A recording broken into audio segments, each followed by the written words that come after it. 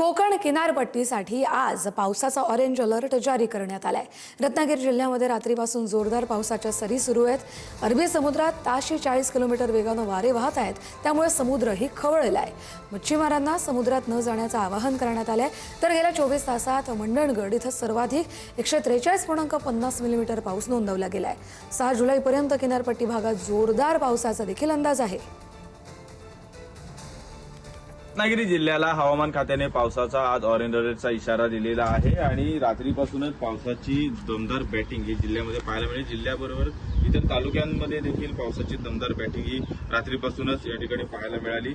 अरबी समुद्रात ताशी 40 किलोमीटर वेगाने वारे देखील वाहणार आहे असे देखील इशारा हवामान खात्याने वर्तवलेला आपल्याला पाहायला मिळाला। जिल्ह्याचा विचार केला तर गेल्या 24 तासामध्ये सरासरी 619.77 मिलीमीटर एवढ्या पावसाची नोंद झालेली आहे। तर आजचं सरासरी पर्जन्यमान आपण जर पाहिलं तर 68.86 मिलीमीटर एवढं झालेलं आहे। आपण किनारपट्टी लगतच्या या ठिकाणी भागामध्ये आहोत।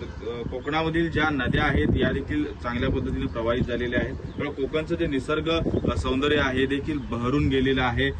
या निसर्ग सौंदर्याची भुरळ ही इथे येणाऱ्या प्रत्येक पर्यटकाला पडत आहे। कोकणात पर्यटकांची पावले देखील काही दिवसांमध्ये या ठिकाणी वळताना आपल्याला पाहायला मिळणार आहे। एकंदरीत पाहिलं तर ग्रामीण भागामध्ये शेती कामांना देखील आता वेग आलेला आहे। पेरणी झाल्यानंतर लावणी कामांना देखील ग्रामीण भागामध्ये वेग आलेला आहे।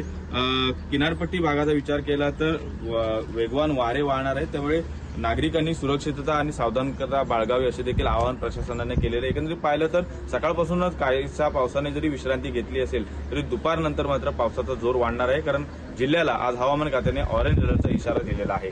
राजन चव्हाण, पुढारी न्यूज, रत्नागिरी।